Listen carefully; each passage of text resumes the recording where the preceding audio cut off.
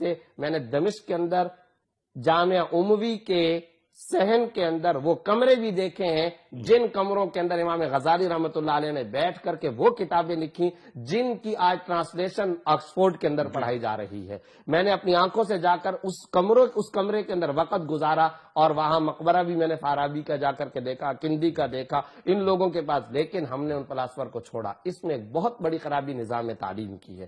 نظام تعلیم کے حوالے سے میں اس کو مورد الزام ٹھہراتا ہوں کہ جو مسلمانوں نے جو نظام تعلیم اختیار کیا اس کے اندر جو سب سے بڑی غلطی ہوئی ہے, آپ اس سے اتفاق کریں کہ وہ ہے امت مسلمہ کے اندر نظام تعلیم کے حوالے سے دوئیت, ثانویت. یہ جو ثانویت کا معاملہ آیا ہے, دوئیت کا معاملہ ہے کہ دوہرے نظام تعلیم کا, کہ دینی نظام کو الگ کر دیا گیا, دنیاوی نظام تعلیم کو الگ کر دیا گیا. قرآن و سنت کے اندر اس کی کوئی نظیر اور مثال موجود نہیں ہے. اعتراف کرنا چاہیے آج مکھن امت مسلمہ کا, مسلمانوں کی کریم, مسلمانوں کے شہد دماغ تقسیم ہو چکے ہیں. کچھ مدارس کی طرف چلے گئے اور کچھ مدارس اور خانقاہوں سے ہٹ کر کالج اور یونیورسٹی کی طرف چلے گئے. خلیج بھی پیدا ہو گئی, وہ ان کو سمجھتے ہیں نعوذ باللہ ثم نعوذ باللہ ملحد, وہ ان کو سمجھتے ہیں انتہا پسند اور پرانے زمانے کے لوگ. مسٹر اور ملا کی تفریق اور یہ جو علیحدہ علیحدہ معاملہ ہوا, یہ جو خلیجیں بٹی ہیں, شہد دماغ تقسیم ہو گئے, بکھر کر کے رہ گیا. میں دونوں طرف کے لوگوں کو اعتراف کرنے کے ساتھ حقیقی انصاف کا تجزیہ کرنا چاہیے. ادھر بھی قصور, ادھر بھی قصور ہے. وہ کیسے؟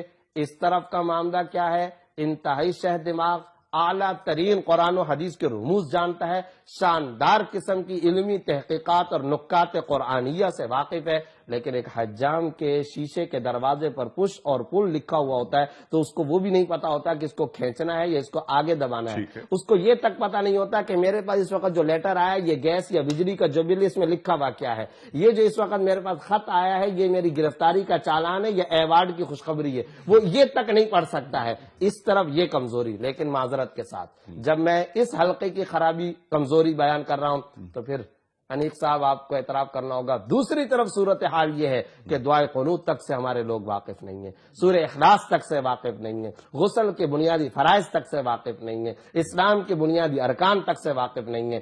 انسانیت کا اور مسلمانوں کی جبین نیاز شرم سے عرق عرق ہو جاتی ہے, جھک جاتی ہے جب ہم دیکھتے ہیں کہ ایک طرف اعلیٰ درجے کے وہ سیاستدان ہیں, ڈاکٹر ہیں, شاندار لائر ہیں, شاندار قسم کے قانون دان ہیں, اعلیٰ ترین درجے کا وہ بیوروکریٹ ہے, لیکن مجلس کے اندر, میٹنگ کے اندر سورہ اخلاص تک نہیں پڑھ سکتا. جب وہ سورہ اخلاص نہیں پڑھ سکتا, بدگمانی تو نہیں کرنی چاہیے, لیکن سوال پیدا ہوتا ہے اس کی نمازوں کا اب تک کیا ہوا؟ 50 سال سے جس کی نمازوں کی صورتحال یہ ہے, جو خدا کا وفادار نہیں وہ مخلوق کا وفادار کیسے ہوگا؟ یہ اسلامیہ جمہوریہ پاکستان کو چلانے والے جو شہد دماغ ہے ان کا حال ہے.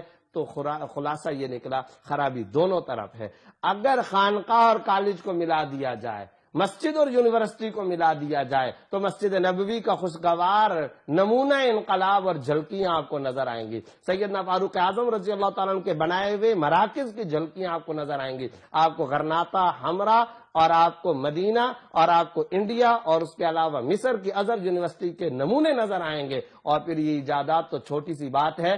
مسلمان اقبال کے الفاظ کے مطابق سورج کی گزرگاہوں, چاند اور سیاروں کے ستاروں کی گزرگاہوں, ان کی تحقیق کریں گے. ماضی کے اندر فلکیات کے حوالے سے مسلمانوں کی بڑی خدمات, سائنس اور ٹیکنالوجی کے حوالے سے بڑی خدمات کیا جا سکتا ہے, مگر شہد دماغ اور لیڈنگ پاور نظر ثانی کریں اور قوم کے نوجوانوں کو صحیح, حقیقی, مؤثر, تسخیر کائنات والا نظام تعلیم دے, قرآن کے الفاظ کے مطابق وہ کہ جس میں تم داعی کا کردار ادا کرو, مبلغ دین, ترجمان اسلام اور محافظ قرآن کا کردار ادا کر سکو. اور یاد رکھیے قرآن کا داعی صرف اور صرف نماز اور روزے کی حد تک محدود نہیں ہوتا. قرآن کریم پڑھنے پڑھانے والا اخلاق, مراقبہ, ذکر, محاسبہ, تلاوت تک محدود نہیں ہوا کرتا. یہ قرآن تسخیر کائنات کی کتاب ہے, یہ انسانیت کو چلانے کے لیے آئی ہے, انسانیت کے اداروں کو چلانے کے لیے آئی ہے. قرآن مسجد مدرسے کے رحل تخت کی کتاب نہیں ہے, یہ سڑکوں کی کتاب ہے, کورٹ کی کتاب ہے, پارلیمنٹ کے ایوانوں کی کتاب ہے, یہ اداروں کی کتاب ہے, یہ منڈیوں, بازاروں, کچہریوں کی کتاب ہے, یہ عدالت کی کتاب ہے, اقتدار کے ایوانوں کی کتاب ہے. اس انداز میں آج امت مسلمہ قرآن کو لے لے, مسئلہ انشاءاللہ حل ہو جائے گا. بہت کچھ مسلمان کر سکیں گے.